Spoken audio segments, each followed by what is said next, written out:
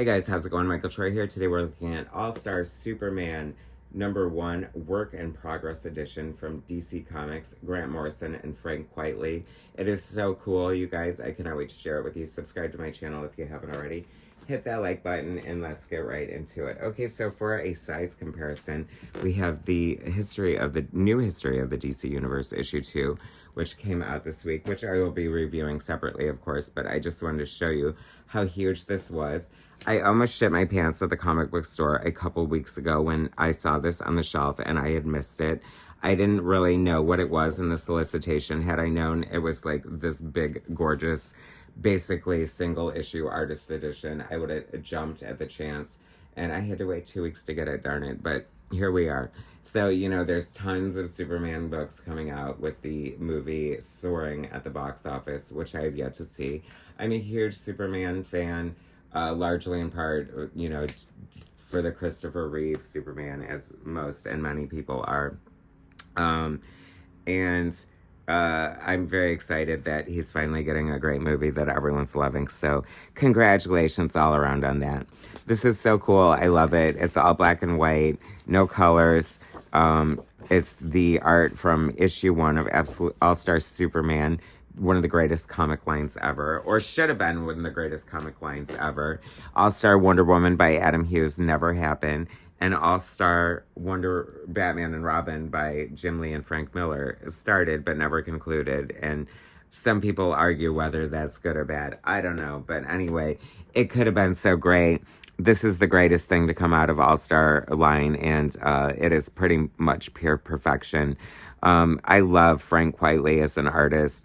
Him and Grant Morrison together is nothing short of magic. Flex Mentallo, We Three, didn't they do The Authority together as well?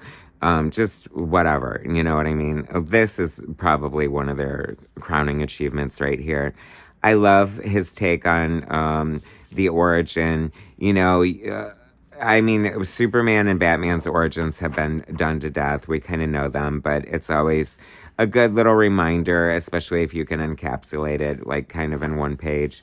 So, this is so beautiful and gorgeous, sweeping double-page spread. It's so interesting to see the fine artwork. I think this is the first time that Frank Quitely, they started shooting his art from pencils rather than inked work.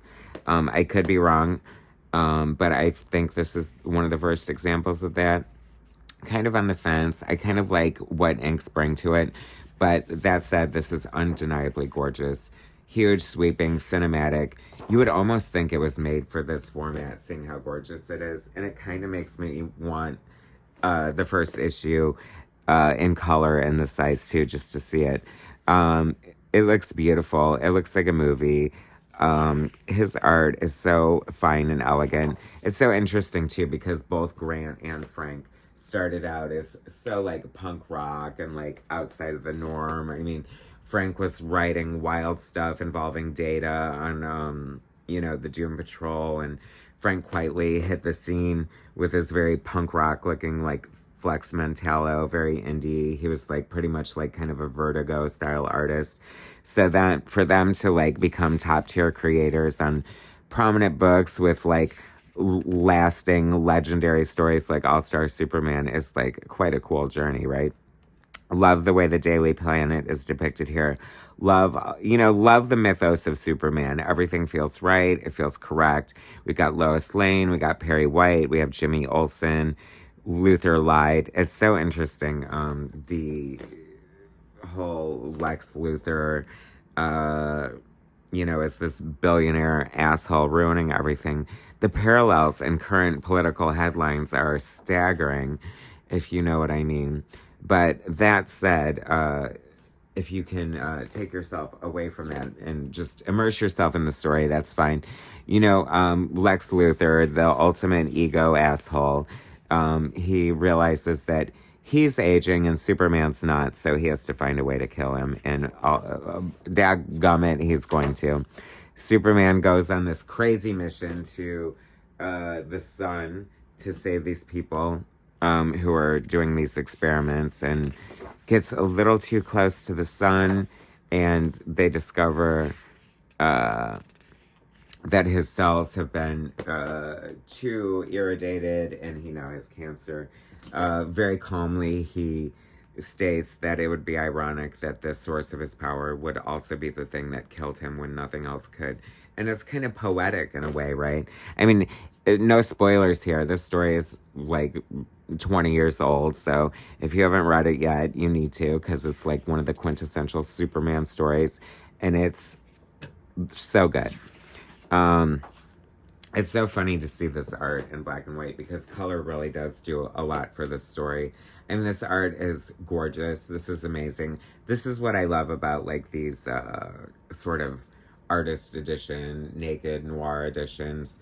It's very much like an education. Like, you know, if you're just like in it for the story and don't give a crap about the artist art, obviously this is not for you. But especially for like a budding comic book artist, to see like the art pretty much at the size it was drawn and just see how the way the characters work and relate to each other on a page, and the way the shrinking sort of pulls it all together is like a cool ass thing.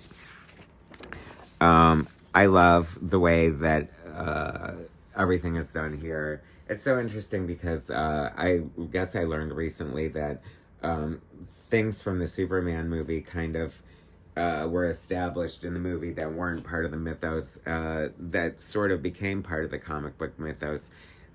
One being that Clark is a klutz, and the other one is that Lois is a bad speller.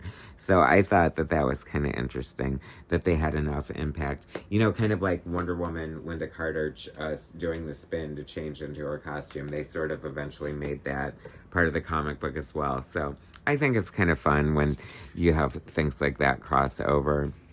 I always love a great comic trope gag, just like sort of like an animation effect of the character moving across the panel with multiple figures.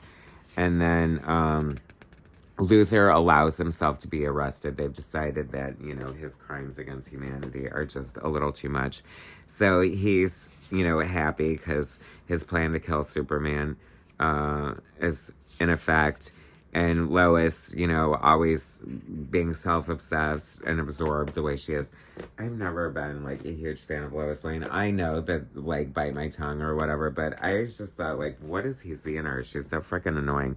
And then the gag reveal, total cliffhanger ending, amazing that you didn't see coming. Because he establishes it as, like, so canon or, like, so normal and nobody knows his secret. And then suddenly, just when you didn't think it was coming, he reveals his secret to Lois and she drops her groceries, of course. That is so iconic, so amazing. I love it. This is so beautiful. This is making me so hungry for like the rest of the series in this format. Although it is, I pray to Jesus that they don't do it because I cannot afford to keep up with that pace. Look at how gorgeous and amazing this cover is. Like, Frank Quitely just captured the essence of Superman right there. I love it. It's like perfection. And of course, the variant cover by the great Neil Adams, who I don't know, I do love his Superman, but I think I love his Batman a little bit more. I don't know, but I'll take it. Anyway, this is so cool, you guys. So good, so amazing. Oh, digital anchor, Jamie Grant. Oh, okay. So Jamie Grant. I said Jamie Delano, but Jamie Delano is like a writer or something. So Jamie Grant did do the digital inks and then colors, and it looked just fine and amazing. It's a beautiful book.